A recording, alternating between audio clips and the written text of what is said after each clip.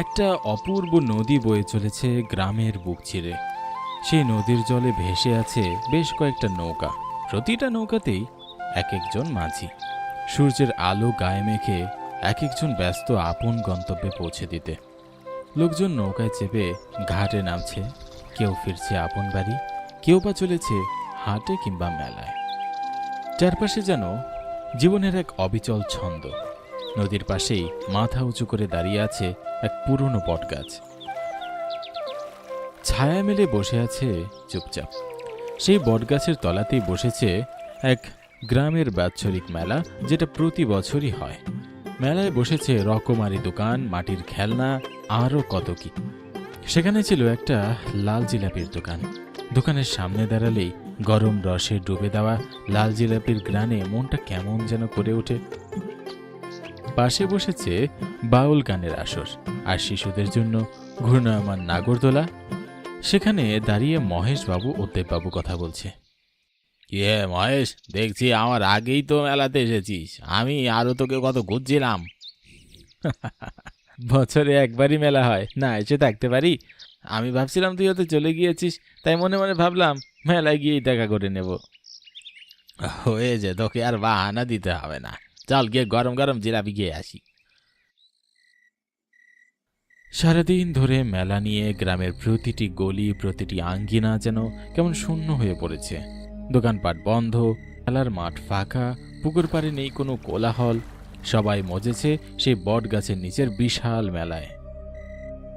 এই আনন্দের মাঝেই গ্রামের এক প্রান্তে রয়েছে পরিত্যক্ত রাজবাড়ি, যেটা বহু বছর ধরে বন্ধ পড়ে আছে। এই সন্ধেবেলায় যখন সূর্য অস্ত যাচ্ছে, আকাশ লালচে হয়ে যাচ্ছে, ঠিক তখনই রাজবাড়ির দোতলার জানালাটা জ্বলে উঠল। কে জ্বালালো সে আলো? গ্রামের কেউ জানে না, কেউ বোঝেও না।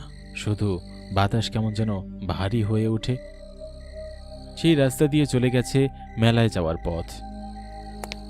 সেদিক দিয়েই ফিরছিল বিপুল কাকা ও হরিদাদু, আর ঠিক তখনই তাদের চোখে পড়ে সেই আলো। তুই দেখো, রাজবাড়িতে আলো জ্বলছে। কে এলো এই বাড়িতে এত বছর পর? আমার বয়স যখন 20 ছিল, সেই সময় হঠাৎ করে রাজবাড়ি থেকে সবাই চলে যায়। 50 বছর থেকে এই রাজবাড়ি পরিত্যক্ত অবস্থায় পড়ে আছে। তবে কি কোনো ডাকাত পড়লো নাকি? আমাদের এখনই গ্রামে খবর দিতে হবে। চলো। রাজবাড়ির সামনে দাঁড়িয়ে গেছে একদল গ্রামবাসী। বাড়ির বিশাল লোহার দরজার সামনে দাদু জোর গলায় হাঁক ডাকেন। কে এসেছে এই বাড়িতে? বাইরে এসো বলছি। ঠিক তখনই লোহার দরজাটি এক বিশাল শব্দে খুলে যায়। বেরিয়ে আসে একটা পুরুষ, উঁচা লম্বা, মুখে গম্ভীরতা, পোশাকে ধুতি আর পাঞ্জাবি। আহ, কি হয়েছে? তোমরা আমাকে এভাবে ডাকছো কেন? আগে আপনি কে? এই পরিত্যক্ত বাড়িতে আপনি কি করছেন? আমরা সকল গ্রামবাসী এটা জানতে চাচ্ছি। এই রাজবাড়ি ছিল আমার পিতামহের। তিনিই ছিলেন এই রাজবাড়ির রাজা। বুঝতে পারলে তোমরা? এই রাজবাড়িতে এখন আমি থাকব। তোমরা এবার আসতে পারো। লোকটির মুখে এমন একটা কণ্ঠ শুনে সবাই কিছুটা অবাক হলো। কেউ কিছু বলল না, একে অপরের দিকে সবাই তাকিয়ে রইল। অন্ধকার গ্রামের পথ ধরে তাদের পিছনে রয়ে গেল রাজবাড়ির বিশাল দ্বার। আবারও ধীরে ধীরে বন্ধ হয়ে গেল, টুকটুক শব্দ করে। সন্ধ্যা নামতে না নামতেই গ্রাম ঢেকে গেল এক অদ্ভুত নিস্তব্ধতায়। রোদের তেজ অনেক আগেই কমে গেছে, আর এখন চারপাশে কেবল পাখিদের ফিরে যাওয়ার শব্দ।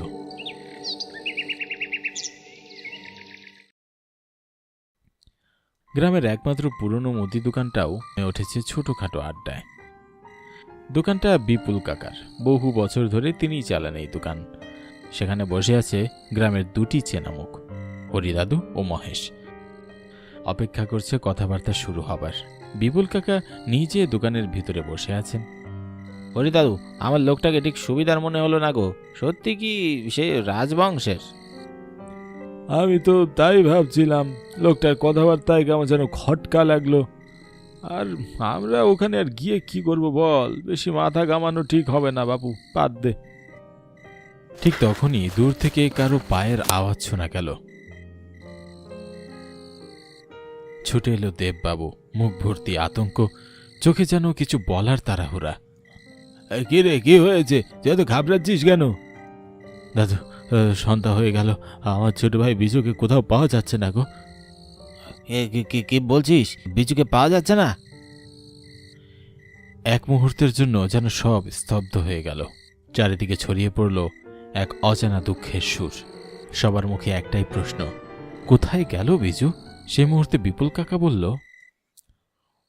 তোমরা সময় নষ্ট করো না, ভালো করে আর একবার সবাই মিলে খুঁজো ডেকে নি। হ্যাঁ, একদম ঠিক কথা বলেছে বিপুল কাকা, আমরা সবাই মিলে খুঁজে দেখি, চলো ঠিক পেয়ে যাব। তাদের চোখে তখন ভয় আর আশার মিশ্র প্রতিচ্ছবি। দোকান ছেড়ে একে একে সবাই বেরিয়ে পড়ল। গ্রামের রাস্তায় চাঁদের ম্লান আলোয় ছায়া পড়ছে, পেছনে রয়ে গেল শুধু বাতাসে দুলতে থাকা দোকানের বাতি। অন্যদিকে গ্রামের পিছনে এক ধুলো মাখা সরু রাস্তা ধীরে ধীরে হেঁটে চলেছে সেই রাজবাড়িতে আসা অচেনা লোকটি। চারপাশে নিস্তব্ধতা, শুধু মাঝে মাঝে শোনা যাচ্ছে ঝিঝি পোকার টিপটিপ আওয়াজ। লোকটি পুকুর পাড়ের দিকে এগিয়ে যায়, ঠিক তখনই তার চোখে পড়ে পুকুর পাড়ের ঘাটে বসে আছে বিজু। এই যে বাবু, কে আপনি? এত রাতে এখানে বসে কি করছেন? কি হলো, কথা বলছো না কেন? তুমি কথা বলতে পারো না নাকি? ঠিক তখনই পিছন থেকে ছুটে এলো তিনজনের পায়ের শব্দ। দেবু, মহেশ আর হরিদাদু তিনজনেই ক্লান্ত, দুশ্চিন্তাগ্রস্ত, আর চোখ ছলছল করছে আশঙ্কায়। ওই তো বিজু ওখানেই বসে আছে।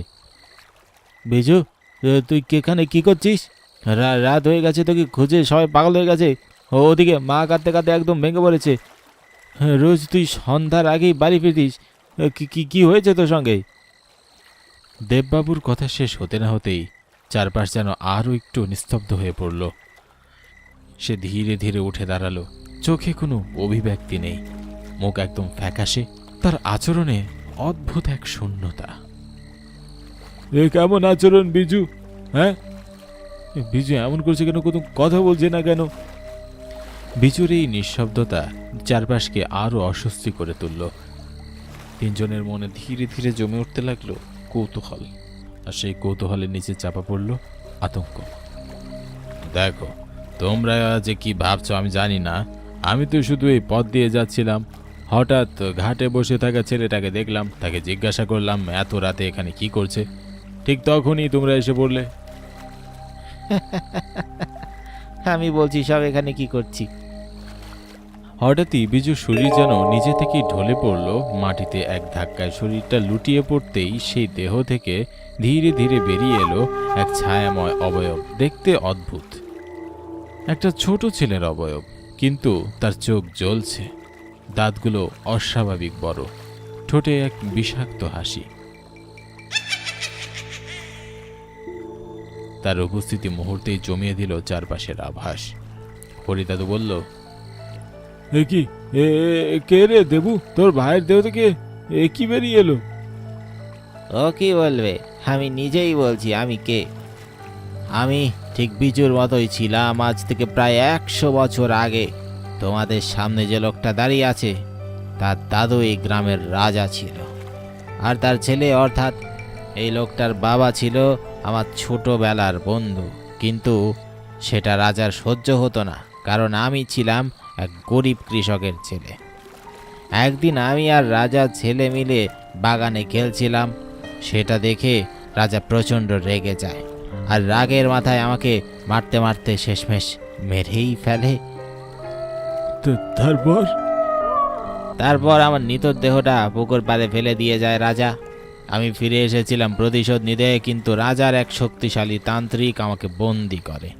বন্দি করার আগে সে বলেছিল এই আত্মা আবার ফিরে আসবে ঠিক 100 বছর পর। তাই রাজা আর তার বংশধরেরা রাজবাড়ি ছেড়ে পালিয়ে যায়, আর সেই প্রতিজ্ঞায় 100 বছর পূর্ণ হলো। আমি এখন ফিরে এসেছি। এই রাজবংশের শেষ রক্তবিন্দু এই রাজার নাতিকেই মেরে আমি আমার বহুদিনের প্রতিশোধ সম্পন্ন করব। তবেই আমার আত্মার শান্তি মিলবে। তার কথা শুনে সবাই হতভম্ব। ওই লোকটার গলা শুকিয়ে আসে। সে বুঝতে পারে এবার তার আর রক্ষে নেই। তুমি কেন আমার দাদুর করা অন্যায় শাস্তি আমাকে দিতে যাচ্ছ? আমি তো কিছুই জানতাম না। তোমার মৃত্যুর পিছনে আমার তো কোনো হাত নেই। আমি সে ঘটনার কত বছর পর জন্মেছি। আমাকে কিছু করো না, আমাকে ছেড়ে দাও। ঠিক এভাবেই আমি অসহায় নির্দোষ ও ছোট বাচ্চা ছিলাম। আজ তোকে মরতেই হবে, মরতেই হবে। ঠিক সেই মুহূর্তেই ছায়ামূর্তিটি তার হাত লম্বা করে ওই লোকটার গলা চিপে ধরে। লোকটা ছটফট করতে করতে তার নিঃশ্বাস বন্ধ হয়ে আসে। তার নিথর দেহটা পড়ে থাকে আর দেহটা তুলে সরাসরি পুকুরের জলে ফেলে দেওয়া হয়। এই ভয়াবহ দৃশ্য দেখে সকলেই হতবাক। তাদের চোখ বড় বড় হয়ে যায়। দেবু কান্নায় ফেটে পড়ে। সে বলে, ছোট ভাইয়ের সাথে একই করলে তুমি, সে তো কিছুই জানতো না। না, তোর ভাই একদম ঠিক আছে। আমি শুধু ওর শরীরে প্রবেশ করেছি। ও কিছুক্ষণ পরেই ঠিক হয়ে যাবে। ও এখন একটু বেহুশ আছে। এই কথা শেষ হওয়ার সঙ্গে সঙ্গে সে ভয়ানক ছায়ামূর্তিটি বাচ্চাটির আত্মা থেকে ধীরে ধীরে বেরিয়ে এসে অদৃশ্য হয়ে যায়।